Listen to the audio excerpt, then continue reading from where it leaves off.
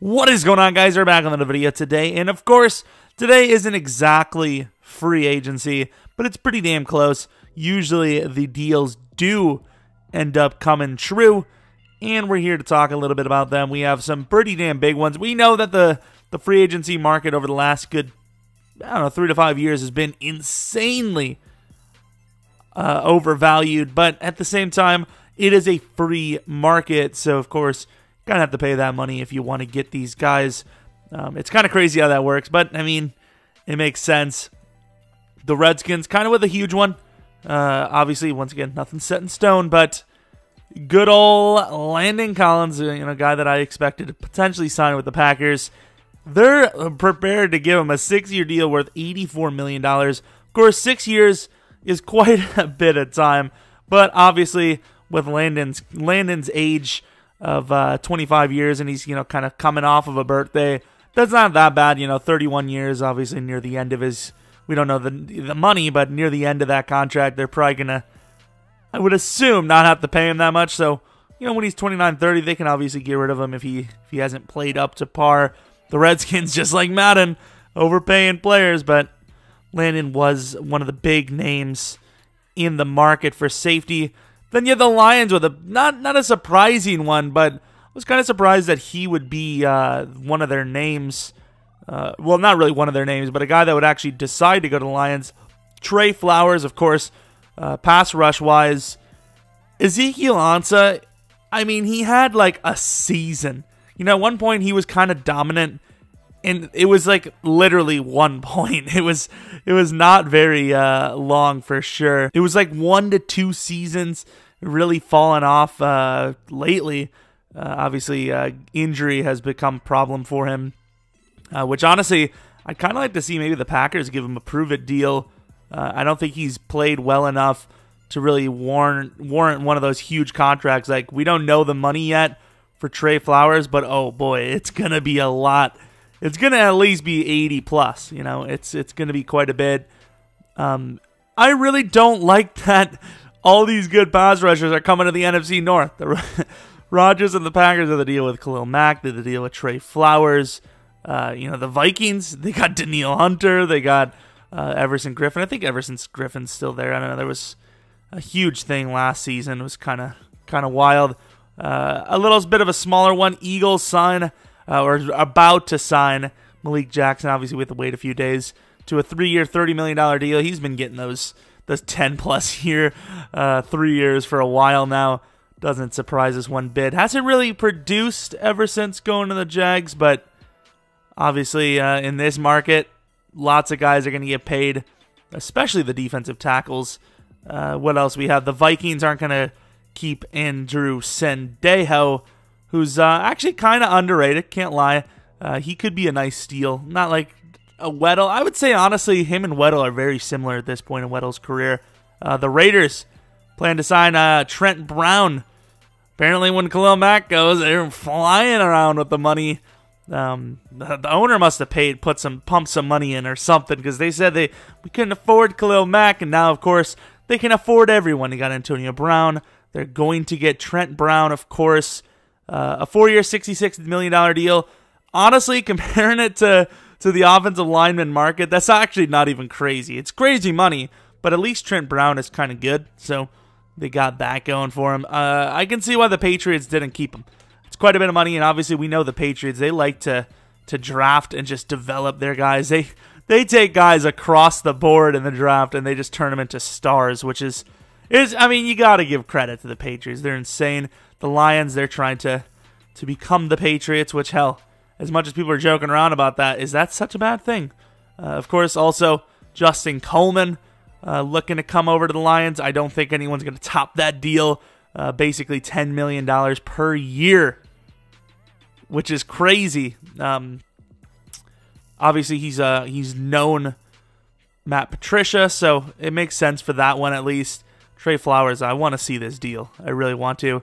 It's saying that they're expected it to be more than $16 million per year, which makes sense because he's by far the biggest name in free agency or when it comes to the edge. I mean, if Landon Collins is getting that deal with so many safeties, around. You know Trey's going to get it with a more important position. Let's be honest. Pass rush is always getting the big paydays. We also have another one that's kind of flew under the radar, but obviously the cash money isn't falling under the radar. You have Quan Alexander coming with the Niners. They haven't had they had a decent middle linebacker, but they keep losing them. The Niners, they keep getting screwed over. You got Borland retiring. You got, what's his name? Reuben Foster getting himself in trouble. You got Bowman. I mean, he kind of fell off. You got Patrick Willis with the early retirement.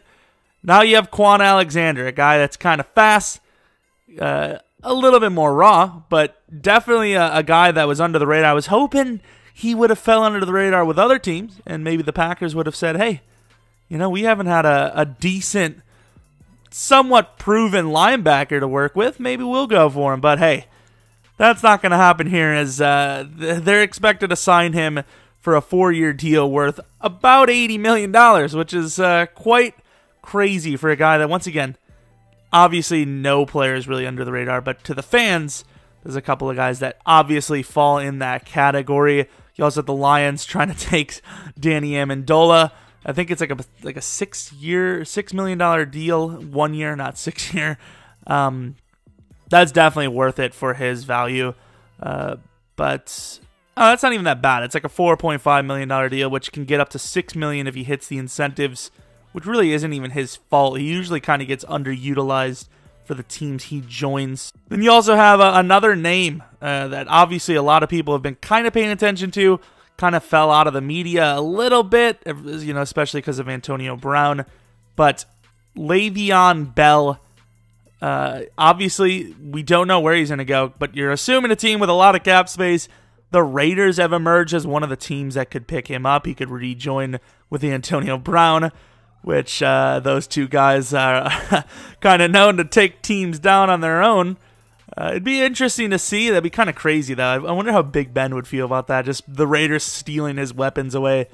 But obviously that was decided a while ago, which kind of was his fault. I mean, if the media, we don't know what's true or not, but when you got a couple of guys kind of saying what they're saying, but then again, Le'Veon Bell's really just chasing the money. The Raiders, at what point are they going to run out of money? They're giving out some big contracts here. Le'Veon Bell obviously going to be super overpaid. I could not justify that quote-unquote purchase. That is going to be over $100 million. I don't imagine a team giving him more than 5 years, though. Even 5 years is a little rough. They keep saying Le'Veon's in his prime, which he is, but that prime ends really quickly for running backs. So do you see the Raiders going in on him when they couldn't even decide to keep Khalil Mack? I don't know.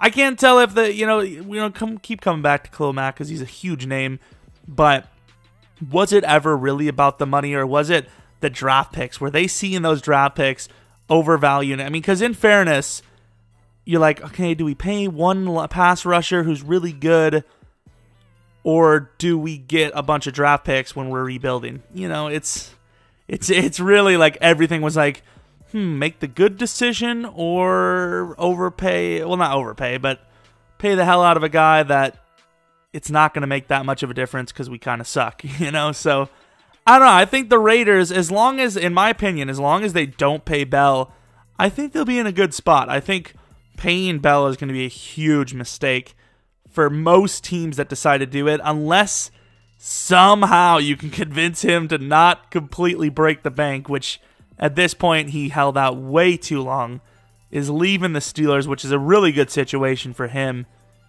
not to. Obviously, they're going to chase that payday, and why wouldn't you? I'd do the exact same thing.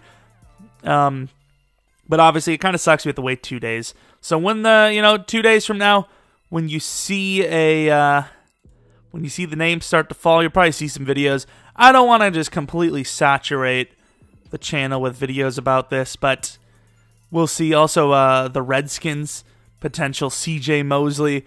That's going to be a lot of money. I thought maybe Landon would move down to linebacker for the Redskins, but then again, they did lose Clinton Dix. Landon Collins, man, why did he have to go? I really wanted him to join the Packers, but Fortunately, another thing that is coming up in the media over the last kind of month is, maybe even over a month, is Odell Beckham trade rumors. I can't tell if they're like, is this kind of a Raiders situation? The thing that's kind of crazy is, didn't they just pay him? So wouldn't they take quite a bit of a hit on that thing? I don't even know, but I see the Niners name is coming up quite a bit. I don't care about, the way, like, the drama he's involved in isn't nearly as bad as, like, Antonio Brown, in my opinion. So I would love the Packers to go for him, but the money is kind of crazy, and the draft compensation would be quite a bit. But hey, other than, a team that's going to be willing to trade a top 5, top 10 pick, we're kind of equipped to make such a move, and I think that would put us over the top on offense. So that'd be kind of crazy. I would say I don't see them trading him, but if they're going to stick with Eli, it's kind of like they're dividing the locker room a bit. But obviously Odell's the kind of the future there. I don't know. I just see the Giants being dumb enough to do it. I really do, which I don't think it makes sense for them, but I just see the Giants doing it. I don't know why. You also have another small signing, Bills, Kevin Johnson, who really has not done well out of the draft. But then again, you can't really complain. You can't really say much when injuries happen. It's an unfortunate part of the game, but of course, it does affect your career, and it obviously affects the way people grade you. These numbers are crazy. We'll obviously see exactly what they are when it comes out. The Trey Flowers to the Lions, I think that's a really smart move. Like I said, they really haven't had... I mean, some of the youngsters lately have actually been kind of more disruptive than Ziggy Ansah. I'd like to see where Ansah goes. I think maybe a team like the Rams, honestly. Maybe a team like the Rams. Maybe even the Jags, to be honest, kind of swapping players there a little bit. I think I also seen, where was it? Dante Fowler. I know we have Weddle to the Rams. Where was Dante Fowler? It was kind of a small deal, which was really surprising to me. Oh, it was a one-year deal with the Rams. Okay, I think it's $14 million, which is quite a bit. Don't get me wrong. The money is high, but it's a one-year deal. I really thought Fowler was going to just try to rob a team. I don't know why he didn't. Maybe he's actually interested in a ring, so I guess that quote-unquote NFL chivalry isn't dead. He really hasn't amounted to much, but he definitely would have got paid. He would have got... It would have been less than $14 million a year, but he would have been set for life if he would have hit free agency officially. I'm honestly shocked he didn't. Seems a little wild to me. But, yeah, where were we again? Quan Alexander to the Niners, really good move. Landon Collins to the Redskins, I don't like it. Not because I want him on the Packers, but I don't know. I think the Redskins, I don't know. I feel like they've been shifting around safety so much. I just don't think they're going to get it right at this point, which is ironic to say as a Packers fan. Sendejo, that's a move I could see the Packers making, which is wild. Let me know what you guys think. What's the most, not really surprising one? There's a lot of quick names. Obviously, all of this could fall through.